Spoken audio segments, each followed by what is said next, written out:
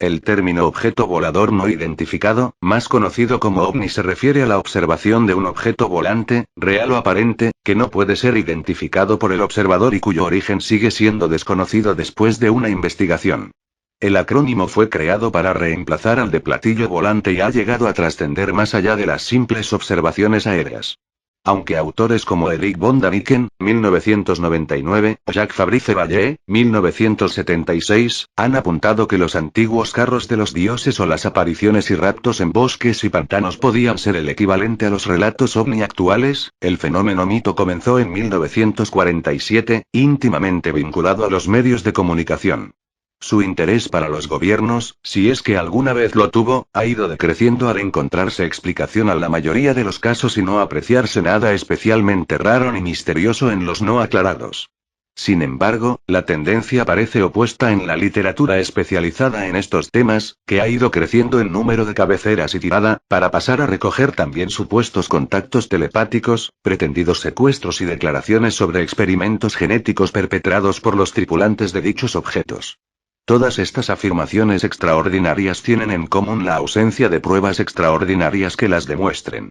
Pese a la total ausencia de las mismas, la hipótesis extraterrestre sigue siendo tema de debate.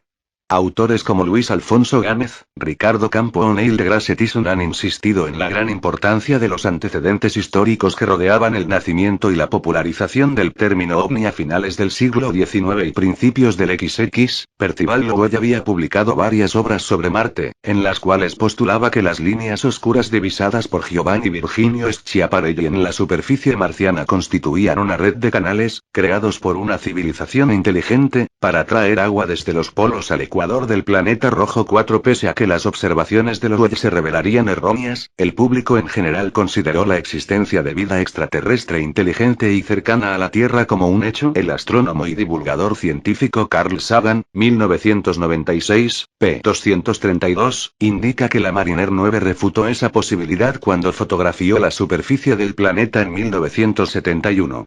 En 1944 la Luftwaffe había conseguido hacer operativo el Enkele 178. El motor de este avión sorprendió por su sencillez al no necesitar bielas, pistones, cigüeñal, aceite y los demás elementos utilizados hasta el momento. 5. También su velocidad, cercana a los 700 km por hora, dejaba bastante atrás a los mejores aparatos de la época, caso del Supermarine Spitfire. Como tercera virtud se puede destacar su maniobrabilidad.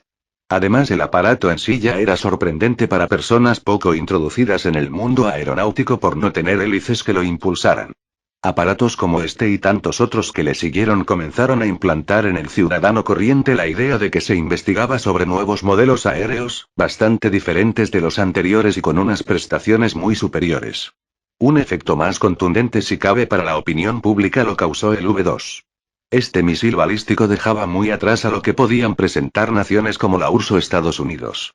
La V-2 era capaz de mover una carga útil de casi 1 tonelada, a varios cientos de kilómetros y a velocidades que superaban con mucho la del sonido, según Nigel Aukes, 1992, p. 193, dicha velocidad se consideraba barrera infranqueable para un ingenio humano, pese, continúa Aukes, a que las balas de fusil ya viajaban a esa velocidad desde hacía décadas. Este portento de la ingeniería abrió nuevamente la mentalidad del público en general e hizo ver como posible que un ingenio de origen inteligente causara imágenes que antes se hubieran tomado por espejismos, resplandores, relámpagos o cualquier otra explicación natural. El 16 de julio de 1945 tuvo lugar en Alamogordo la prueba Trinity, con la que culminaba el proyecto Manhattan. Dicha prueba, junto a la utilización posterior de una bomba de uranio y otra de plutonio, demostró que se podía conseguir gran cantidad de energía con poca masa.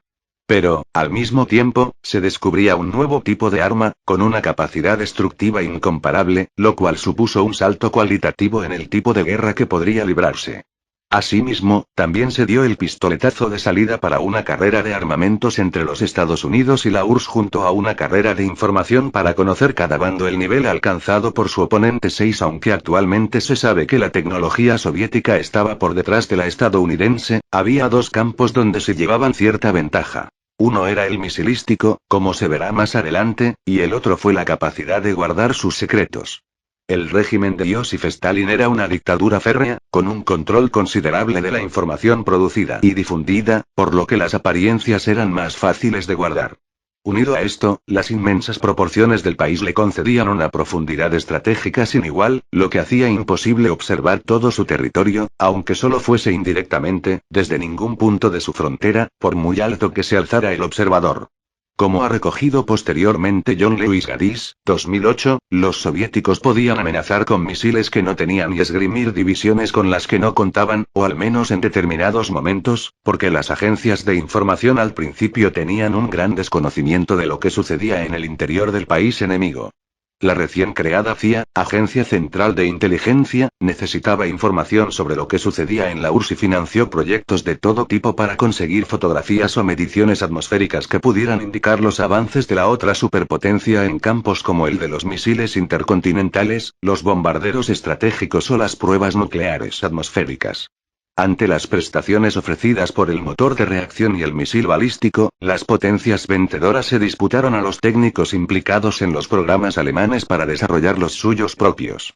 Sin embargo, por una serie de decisiones, los Estados Unidos mantuvieron relegado a von Braun durante un tiempo, mientras los dirigentes soviéticos sacaron del Gulag a Sergei Korolev para que retomase los programas de misiles abandonados años atrás. Al poco tiempo los segundos iban más adelantados que los primeros en misiles y cohetes. Carl Sagan, 1996, p. 247, indica que dicha ventaja fue inicial, cuando los soviéticos contaban con algunos prototipos de una potencia superior y una tasa de éxitos también superior a la presentada por los norteamericanos, pero esa situación se invertiría posteriormente. Es nuevamente Carl Sagan, 1996, quien recoge la sorpresa de los dirigentes de la URSS y los Estados Unidos respecto al interés del público por el tema espacial cuando, unos años después de comenzar las primeras pruebas con los nuevos misiles balísticos, los soviéticos demostraron que se podía llegar al espacio exterior con el Sputnik 1.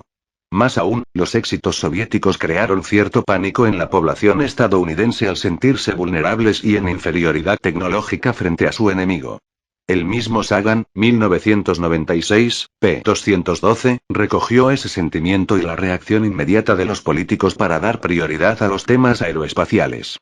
El astrobiólogo transcribe el interrogatorio mantenido en 1958 entre Daniel J. Flood, presidente de la Subcomisión para Asignaciones de la Defensa y representante del Partido Demócrata por Pensilvania, y Richard E. Horner, secretario de la Asesoría para la Fuerza Aérea de los Estados Unidos. Ante la petición de una partida considerable de fondos para la investigación espacial, la Subcomisión realizó 3 preguntas a Horner y, tras responderlas, Flood declaró: "Deberíamos darle todo el dinero, todo el hardware y todo el personal que precisen, sin importar lo que otras personas puedan opinar o querer, y pedirles que se suban a una colina y que lo hagan sin contemplaciones". Con un vigor como el demostrado por las dos partes en los aspectos técnico, económico y de comunicación, pronto comenzaron a ser familiares para las personas de toda clase y condición los cohetes de gran tamaño, las imágenes de cápsulas reentrando en la atmósfera, los trajes presurizados, las escafandras. No existe acuerdo respecto al momento en que comenzó la historia de las observaciones de ovnis. Para William Witte, J. Benítez, Erich von Däniken o Jacques Vallée, los avistamientos de objetos sin identificar se remontan tanto como historia tiene la humanidad. Para autores como Ricardo Campo, Luis Alfonso Gámez o Carl Sagan es un mito contemporáneo que comienza a finales de los años 40 del siglo XX. Citar tantas veces a este último astrónomo está justificado no solo por su obra literaria, sino también por sus aportaciones a la investigación ovni, como se detalla más adelante. La visión de platillos volantes, como se ha explicado, dio comienzo cuando la ingeniería había logrado ya un nivel suficiente como para desarrollar motores de reacción, misiles con alcances estratosféricos e ingenios nucleares.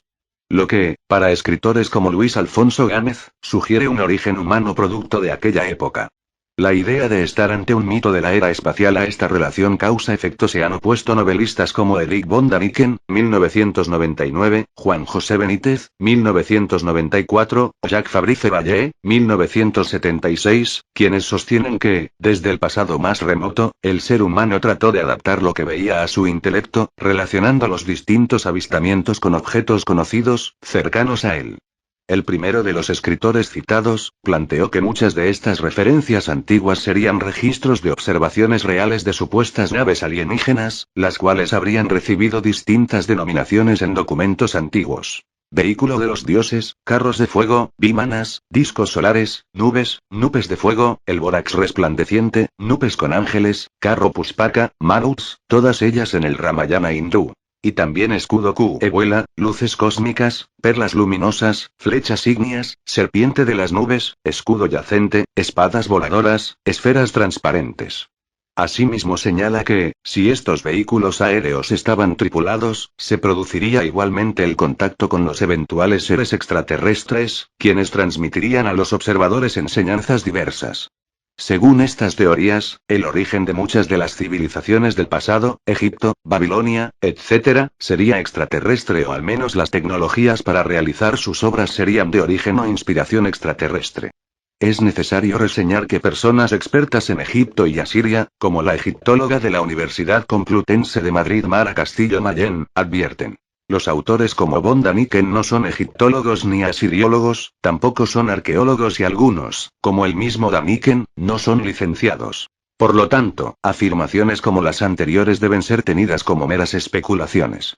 No existen dudas sobre la procedencia del pueblo egipcio ni los muchos que poblaron Mesopotamia, ni se aprecia un salto tecnológico en algún momento comprendido entre la construcción de las primeras mastabas hasta los templos del Imperio Nuevo que haga suponer una transferencia tecnológica, ni se ha encontrado ningún registro de contactos con civilizaciones extraterrestres. Nota 1. Otros autores, como Luis Alfonso Gámez o Benjamin Radford, mantienen que las conjeturas de Daniken y otros contienen, además de una gran ignorancia sobre la historia antigua, una postura insultante y hasta racista contra esos pueblos, al no dudar de que los romanos pudiesen construir el Coliseo y los griegos el templo de Artemisa, pero sí hacerlo cuando los ejecutores fueron otros humanos no europeos.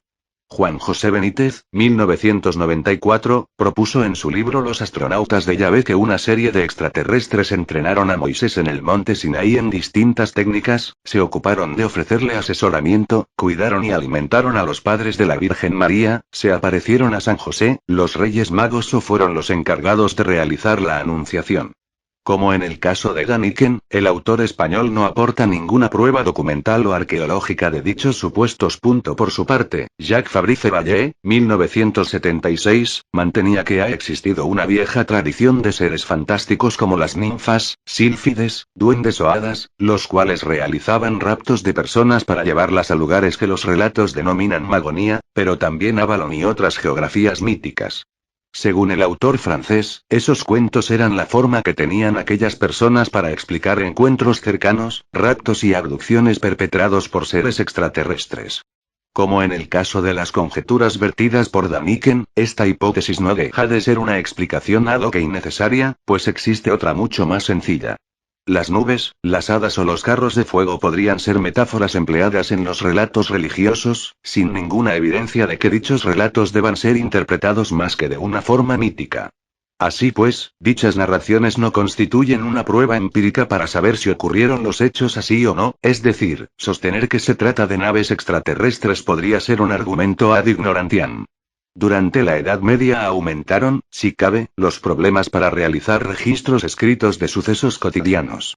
Esto fue debido al ligero crecimiento del índice de analfabetismo y a los cortes periódicos que los musulmanes practicaban al suministro de papiro con destino a Europa, por lo que solo quedaban los pergaminos como soporte para escribir, de mejor calidad, pero mucho más escasos. Para Ted Wilding-White, 1977, p. 7, los avistamientos no se pudieron recoger hasta la publicación de los primeros periódicos. Antes, prosigue Wilding-White, las narraciones de sucesos aéreos desconocidos solo podían ser preservados para lecturas posteriores por personas que supieran y pudieran escribirlos. En Europa Occidental esta facultad quedaba reducida a los monjes en los monasterios, por lo que se reducía mucho el espacio observable. El autor recoge 7 casos acaecidos entre el 1 de enero de 1254 y el 13 de noviembre de 1833 en el siglo XX y XXI. El tema ovni ha vivido una curva similar a la campana de Gauss, comenzando por el ya relatado comentario del piloto Kenneth Arnold en la cordillera de las Cascadas el 24 de junio de 1947. Al mes siguiente se produjo el incidente ovni de Roswell, en Nuevo México. Siguiendo a Donald Menzel, fuese cual fuese lo aparecido en Roswell debería quedar fuera del campo ovni, pues no es nada que se viese volando. Pese a todo, y debido a la vinculación desde su inicio con visitas extraterrestres, se tardó muy poco en reunir los dos sucesos en la misma categoría. Es necesario volver a repetir las acuciantes necesidades de la CIA en particular y del gobierno estadounidense en general para conseguir información de lo que sucedía en el interior de la URSS. Según relata uno de los asesores de la investigación OVNI, el ya citado Carl Sagan, 1997, p. 102, esa necesidad acuciante de información llevó a desarrollar multitud de globos aerostáticos con el objetivo de captar indicios sobre los progresos soviéticos. Muchos fueron lanzados desde distintos lugares con la esperanza de que cruzaran el país enemigo para ser rescatados después con algún resultado. Uno de dichos intentos era el proyecto Mogul, que analizaba el aire para buscar evidencias de pruebas nucleares soviéticas. El Mogul estaba catalogado como secreto y actualmente se tiene por el responsable de lo que sucedió en el pueblo de Nuevo México, afirma Sagan, 1997, p. 102 y siguientes, incrementado también por la próspera industria turística local, como narra Ballester Olmos, 2000, p. 32. La posibilidad de tener guardado y en secreto un acontecimiento como ese, la evidencia de haber sido visitados por una inteligencia extraterrestre, es considerado de todo punto imposible por autores como Ricardo Campo, pues empequeñecería lo realizado por Colón o por el proyecto Manhattan del que ya tenían noticias los soviéticos antes de su culminación. El español esgrime que ni la fabricación de las armas nucleares pudo mantenerse bajo secreto, pese a existir un acuerdo previo de silencio, mucho menos ocultar durante décadas un descubrimiento de capital importancia para toda la humanidad como es la prueba irrefutable de otro tipo de vida inteligente. Tras estos sucesos, la lista de avistamientos continuó aumentando hasta que su número fue considerado preocupante por la administración Truman, la cual ordenó las primeras investigaciones que desembocarían en el posterior proyecto Libro Azul. Carl Sagan, 1997, p. 100 y siguientes, indica que, cuando él fue asesor científico del proyecto, encontró un ambiente de malestar y desidia en las fuerzas aéreas, tanto es así que la primera denominación fue Proyecto Fastidio o Project Grudge en inglés. Otro suceso que terminaría repercutiendo en el tema OVNI se produjo a principios de los 50, cuando Donald Keough, exoficial de la USAF y participante en el proyecto Libro Azul, comenzó a ser oído junto a su mensaje de advertencia sobre lo intrínsecamente peligroso de las armas nucleares y el cuidado que debía tenerse con las mismas. A partir de aquellos avisos comenzaron a surgir gente y grupos que decían haber contactado con extraterrestres quienes les transmitían el mismo mensaje. Uno es en este punto cuando los ovnis comienzan una deriva desde las observaciones hacia una especie de religión, con su ética, sus mensajes y sus nuevos apóstoles, como los describió Fernando Jiménez del Oso. En 1961 Betty y Barney Lilla afirmaron que la noche del 19 al 20 de septiembre habían sido abducidos por un platillo volante. El matrimonio no se puso de acuerdo en varios detalles, pero los dos coincidían en que al final los dejaron bajar, habiéndoles borrado los recuerdos de lo sucedido. Pese a que el especialista que los trató definió el caso como una especie de sueño, testimonios como el del osillo comenzaron a reproducirse tiempo después en varios lugares del mundo, aumentando progresivamente las acciones perpetradas a los abducidos, según siempre los testimonios de los propios abducidos.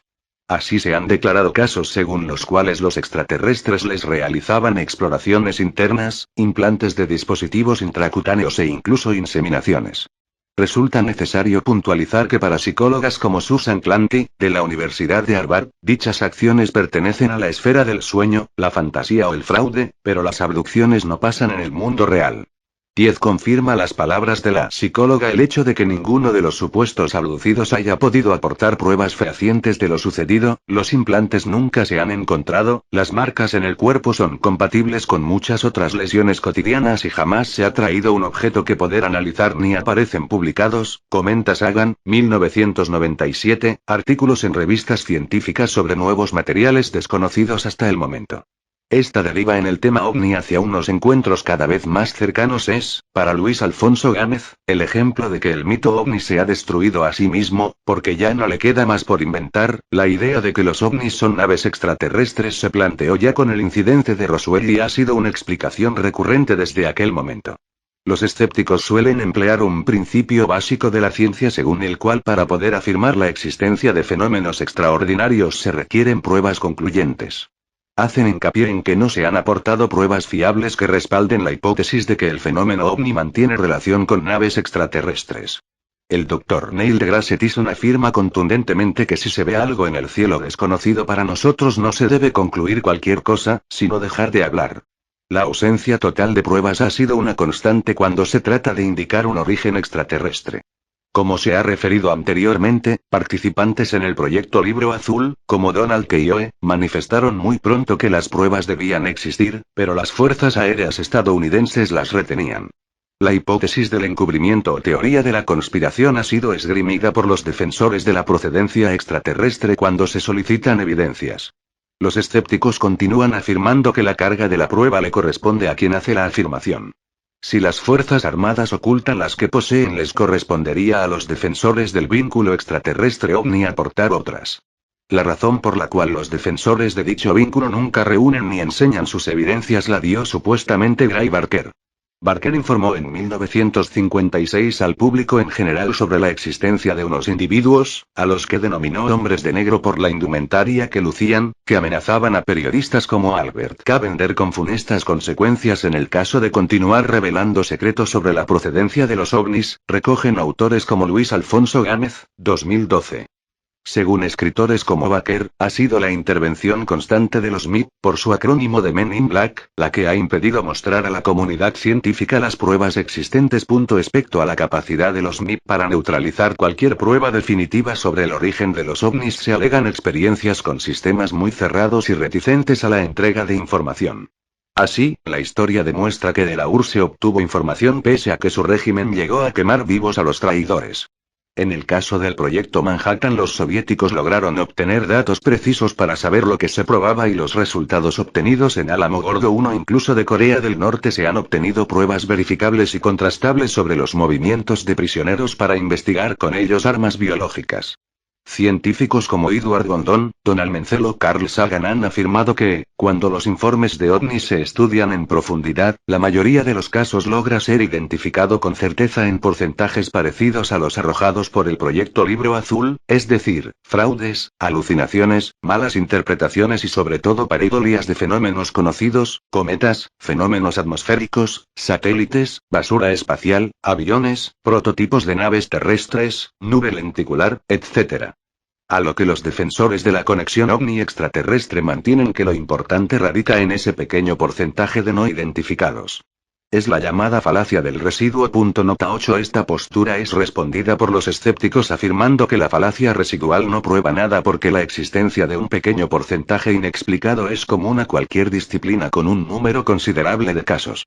Así, en criminología siempre quedan algunos asesinatos sin aclarar y lo mismo en los accidentes de tráfico, siempre existe un pequeño porcentaje que no puede ser explicado, lo que no prueba la existencia de vampiros, zombies o seres demoníacos. Pese a los argumentos en contra, la ufología ha formulado varias conjeturas o hipótesis sobre la procedencia del pequeño índice de casos sin resolver. Hipótesis intraterrestre. Es la que afirma que la Tierra es casi hueca y en su interior habita una civilización mucho más avanzada que la humana. Hipótesis interdimensional. Postula que los ovnis provendrían de otras dimensiones dentro de otros planos de nuestro universo, o en dimensiones no pertenecientes a nuestro universo, es decir, del multiverso. Sus tripulantes serían seres pertenecientes a esas dimensiones. Hipótesis intertemporal. Defiende que el origen de los ovnis estaría en tiempos pasados o futuros y que, por tanto, sus tripulantes serían seres, humanos o no humanos, pertenecientes a estos lugares y otros tiempos. Indicándose que estos seres poseerían los medios para poder viajar en el espacio-tiempo. Hipótesis de los proyectos secretos. Es la que defiende que una gran parte de las observaciones no explicadas corresponden a nuevos prototipos aeronáuticos con tecnología furtiva, motores con mínimas emisiones de luz y calor, toberas orientables, hipervelocidad y otros adelantos que no los hacen fácilmente identificables, ni siquiera por pilotos y radaristas civiles. Aparatos como el Señor 71 fueron totalmente secretos, pese al gran número de corporaciones y personas que trabajaron en él, hasta que la administración norteamericana decidió revelar su existencia bajo dos palabras: Proyecto Aurora, en información recogida por Juan Antonio Guerrero, 1985, p. 5 y 6. Según Luis Alfonso Gámez y otros autores, 4 en este caso los ufólogos y los medios donde suelen escribir hacen la veces de tontos útiles. Así contribuyen a expulsar las miradas de otro tipo de prensa sobre los hechos, reduciendo las noticias de nuevos prototipos y sus capacidades a un círculo pequeño y poco acreditado. Semejanzas similares se han entablado entre varias observaciones que posteriormente han encajado con la forma de lo que EDF, 117 Newtauco el Northrop Grumman B. 2 Spirit,